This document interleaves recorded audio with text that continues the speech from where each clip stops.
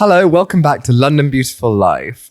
I'm Perry Cooke, aka Jasmine Villiers, and we are here tonight at the London Palladium celebrating the RuPaul's Drag Race Gala. We're going to be interviewing all the queens and stars of the night. I want to ask a bit about your relationships from the season. Do you feel like you made any deep friendships that you want to continue? Do you know what I mean? Well, I mean, we definitely all get on. Like, that is, like, there's no, like, beef or anything, right? And, obviously, you become better friends with some people than others.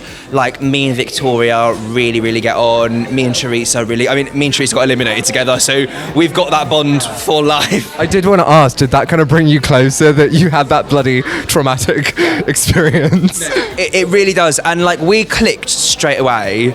Inside tea, me and Choriza May have dated the same guy before as well.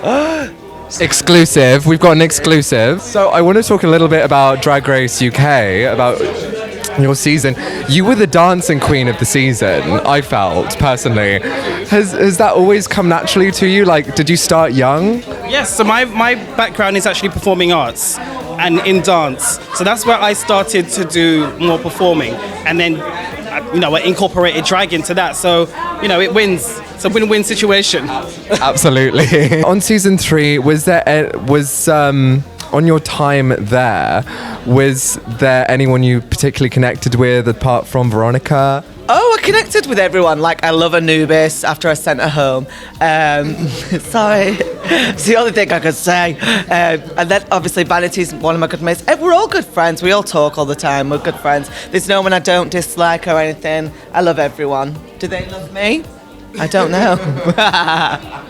You've always done these incredible characters. When did that start, and what prompted you to start doing these incredible characters? Oh, well, first of all, thank you very much. I really appreciate the compliment. I think I started around the age of 18 when I was HIV positive at the time, and it was really an expression of my emotions, and I felt monstrous on the inside, so being a monster was kind of a way to let that out and not have it trapped inside my head. So yeah, it was sort of therapy, I guess. Then it turned into a career, which I wasn't complaining about. It's incredible. Did that kind of just sneak up on you then, the career? Were people just oh, would you want to perform? Yeah, so really it started off online. I did 365 days of drag on my Instagram. And so that kind of snowballed, and by the end of the year I'd gotten some features with magazines and stuff. And then I was well, I might as well continue this because people like what I'm doing, and I was making money, so here I am, 5 years later. You're still killing it, babe. How do you think Drag Race UK, coming to the UK, has changed the scene in England, changed the narrative of drag? Oh my God, I think it has forced a lot of people to step the pussy up, including me. So I think it's crazy. I think that we're getting to see a lot of talent that normally wouldn't be showcased, or that it's just, Vanity's just arrived, sorry, she looks amazing. But yeah, you get to see, look at our cast and the cast of season 2, I think there's so much variety in performance and style, and I just love the fact that people get to see that, and that they get to see, a silly tit in a wig like me. Babe, silly tit, your looks were incredible. Oh my God. Thank you. I would say there were some questionable ones, the lettuce, and there were some okay ones, which were, I like the big spender look though. I was about to say that was probably one of my favorite looks. You could tell I looked so severe and angry that it just made me look even more kind of bitchy and I'm gonna get you and your little dog too. Very that. Oh girl. They'll be fine. I did actually want to ask about Vaday. I know your name, blah blah blah. People always ask, but it is one of those names. Did you have a hell of a day when you decided on the name Vaday? I'm always having an Vaday. The reason it kind of came up was I'm a bit of a busybody. So when I was in a show in the West End, I also ran a dog walking business. I cycled to and from work. I went to the gym. I had a very busy life. So when I'd get to the show, I'd be Vaday, Vaday. You know, pretty much every day. I was always exhausted. So one thing led to another, and now I do this for a living. Is there any tidbits you can give us of the show? Are there many costume changes?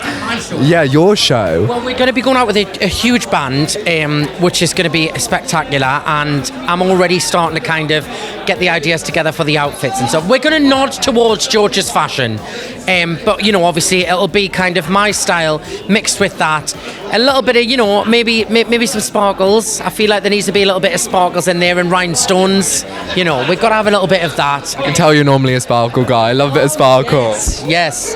I love the sparkles. I love a sequin. So yes. I mean, to be fair, I feel like we could use these trousers. I might have to... Absolutely. Oh my God, I'll send you guys a link for sure. Finally, is there anyone you're looking forward to seeing tonight on stage? I can't wait to see Veronica, because me and Veronica worked together on Joseph and the Amazing Technicolor Dreamcoat. She was our dance captain on stage, and she actually dressed me up for my birthday party in Brighton as Beyonce and did full drag, full contour, wig, everything. It was a very, she made me look incredible. And then we went on tour the following year, and I had another birthday party, and she did me up in full drag again as Madonna, with the corn boobs and everything. It was... What was that like? Like, did you love it? Did you have fun? Well, obviously, she was a professional performer in the sense of musical theatre, and she was just starting out drag, and every week while we were on tour, she was coming back to London to do a small drag competition at a local bar, and we were all like supporting from the tour, and then obviously she told us that she was going in for Drag Race, but she's done incredible, and it's great, and she's so stunning. Her final look as well was incredible. Do you remember the nude? I just loved it. She did this nude illusion. It was gorgeous. She sings, so I'm looking forward to seeing her.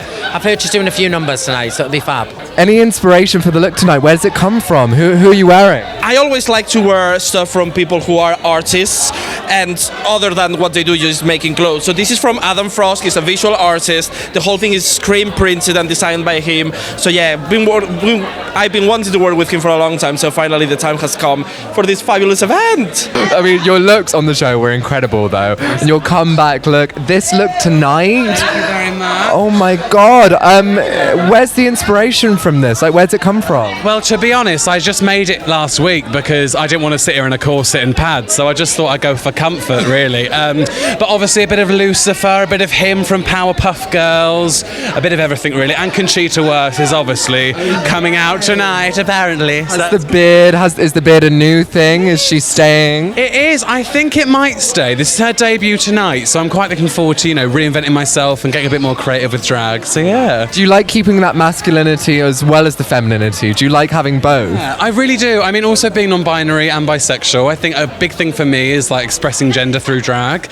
So I've always like struggled and played around with different ideas and things, but I think for me, like being bearded is now a new avenue that I've never tried before. But I think I look fabulous, darling, so I'm quite feeling it, to be fair. And are you a Drag Race fan normally? Are you following Drag Race UK versus the World?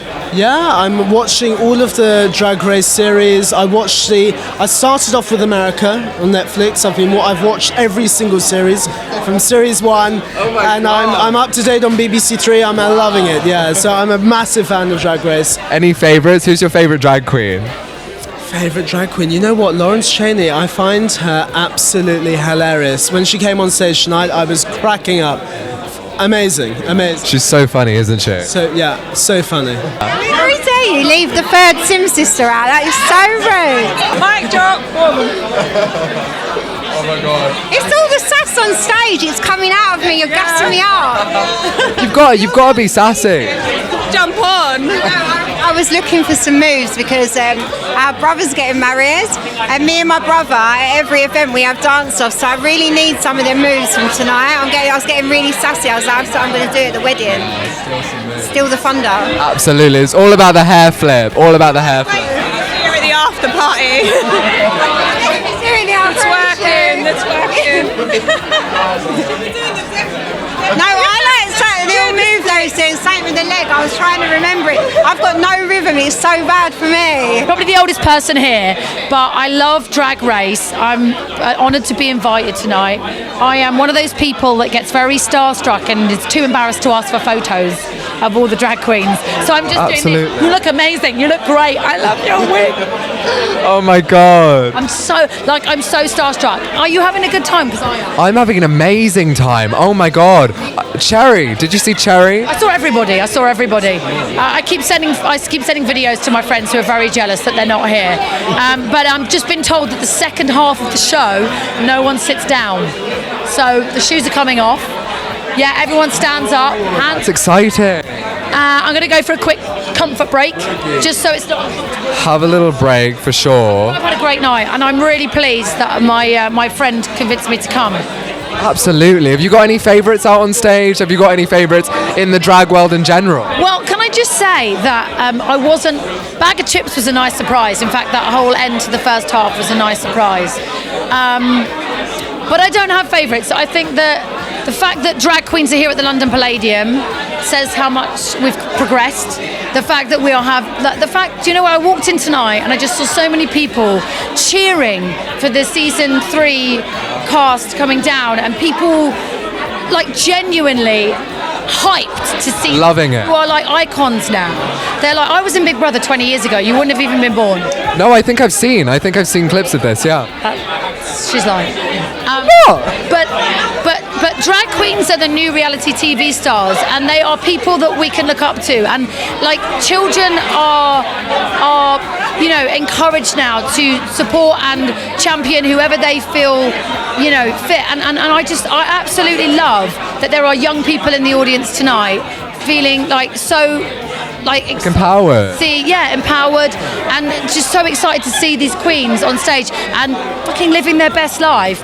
And they're on the London Palladium stage, which would never have happened 20 years ago.